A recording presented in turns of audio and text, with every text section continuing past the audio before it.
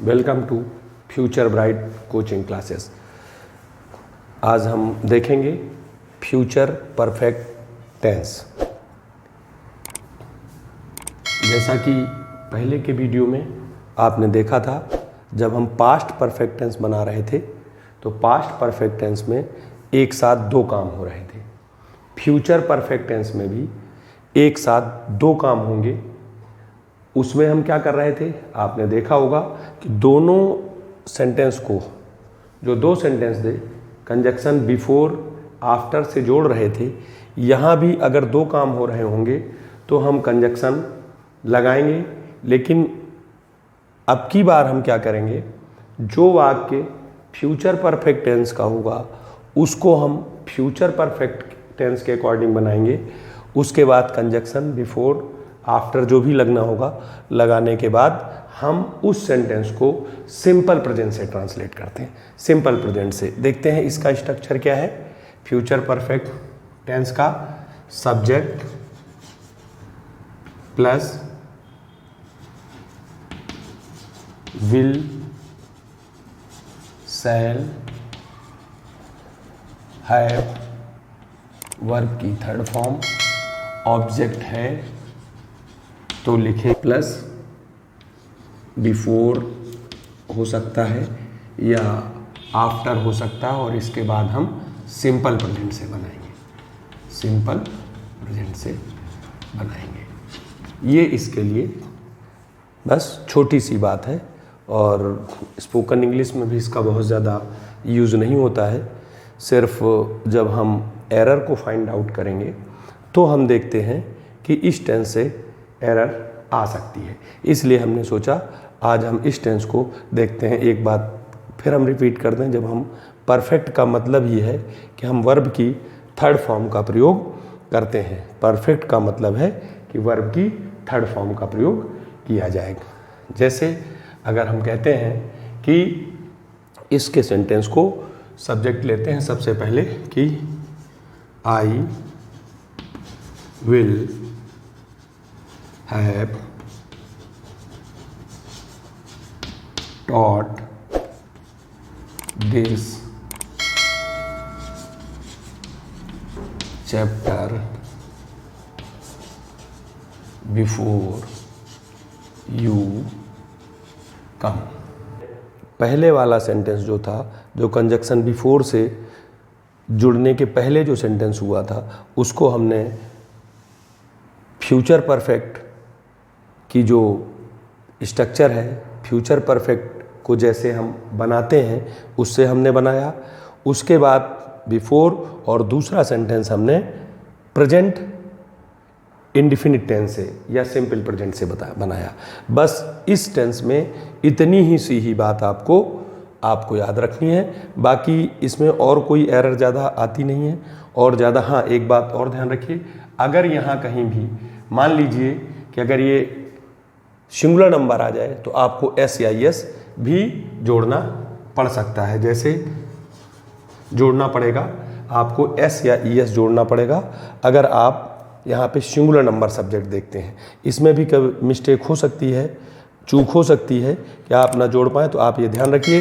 क्योंकि simple present में हमने काफ़ी ध्यान दिया था और काफ़ी देखा था और बताया था हमने कि सब्जेक्ट के साथ अगर सिंगुलर है तो एस या एस लगेगा, प्लूरल है तो एस या एस नहीं लगेगा, है ना। सी विल हैव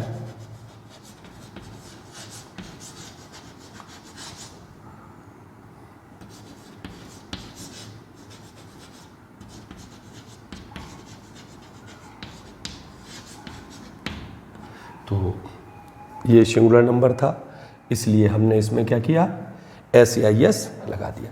बस इतनी सी बात थी। बाकी आप निगेटिव और इंट्रोगेटिव का वही सिस्टम है कि आपको हेल्पिंग वर्ब के बाद नॉट लगाना है, हेल्पिंग वर्ब के बाद नॉट लगाना है। इसमें भी आप नॉट लगा देंगे तो इजी है। इसमें कोई ज़्यादा अपने को बहुत ज़्यादा मेहनत करने की ज़रूरत नहीं है। ये एक ऐसा टेंस है जिसका यूज कम होता है, लेकिन जब आप देखेंगे मिस्टेक्स के लिए, एरर्स के लिए, तो ज़रूर आपको पता लगेगा कि इस टेंस में इस तरीके से। तो इसकी बात जो है, हम सेंटेंस बहुत ज़्यादा अभी नहीं लिख रहे हैं, ये सेंटेंस हम बाद में लिखेंगे।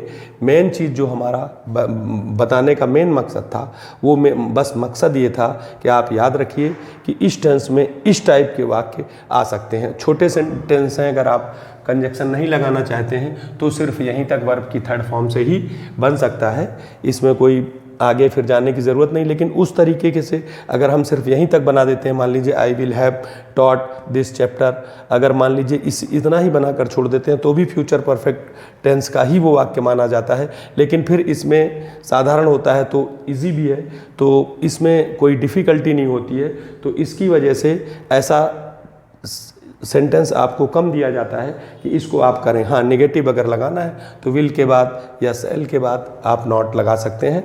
ये विल सेल आपको पहले हमने बता दिया है कि विल जो है ही सी इट दे, और आई और वी के साथ हम सेल का प्रयोग करते हैं। वैसे ज़्यादातर हम विल का ही प्रयोग करते हैं, सेल का यूज कम करते हैं। इस तरीके से ये टेंस आज आपका ये पूरा हुआ। नेक्स्ट क्लास जो हमारी होगी वो ज़रूर होगी, क्योंकि हम उसमें परफेक्ट कंटिन्यूअस टेंस बता रहे होंगे और आप उसको ज़रूर देखिए। और उसमें ये हमारा वादा है कि जब हम उसमें फॉर और सिंस का यूज़ बता रहे होंगे तो आपको आज तक जितनी बार आपने पढ़ा होगा वो फॉर और सिंस उसका यूज़, हालांकि जब हम प्रीपोजिशन पढ़ाएंगे तब भी बताएंगे, लेकिन फॉर सिंस का यूज़, जिससे सारे टेंसेस को अगर मिला दिया जाए तो उसमें से भी एरर ज़रूर आती है। और इस टेंस में भी होता है यूज़ फॉर और सिंस का, लेकिन हमने यहाँ अभी नहीं बताया, क्योंकि एक साथ बता देंगे तो जब हमारा वीडियो उसका आएगा नॉर्मली हम उसी का यूज ही बताएंगे, और बाकी परफेक्ट कंटिन्यूअस टेंस में और कुछ ज़्यादा नहीं बताएंगे, लेकिन उसका। लेकिन ये हमारा वादा है कि अगर आप उसको देखेंगे तो आप लाइफ में कभी फॉर और सिंस की मिस्टेक नहीं करेंगे, ये वादा है। इसीलिए हम इन चीज़ों को सिर्फ थोड़ा थोड़ा बता रहे थे। लेकिन जब आप थोड़ा सा आगे बढ़ेंगे तब आप देखना वो चीज़ें जो अपने माइंड में थोड़ा कम, जहाँ कन्फ्यूज़न होता है, उन कन्फ्यूज़न को हम दूर करेंगे। फंडामेंटल तक ये पढ़ाने का हमारा मेन उद्देश्य था कि पहले फंडामेंटल, कई सारे स्टूडेंट थे जो हमको बराबर कॉल कर रहे थे कि सर फंडामेंटल बता दीजिए, शॉर्ट में ही बताना, इसलिए हमने इसको ये बताया। तो आप बस इतना याद रखिए, सब्जेक्ट विल सेल एज एप। जैसे कंटिन्यूअस टेंस में वर्ब में आईएनसी ज़रूर लगेगी, तो परफेक्ट में आप ध्यान रखिए हमेशा वर्ब की थर्ड फॉर्म लगेगी। एक चीज़ तो क्लियर हो गई है ना, इस टेंस में विल हैव के साथ सेल हैव के साथ लगेगी। बाकी आप पहले के हमारे वीडियोस में देख चुके हैं कहाँ कैसे परफेक्ट जहाँ भी लिखा होगा वहाँ आपको third form of the verb का यूज़ करना है। थैंक यू, मिलते हैं नेक्स्ट वीडियो में।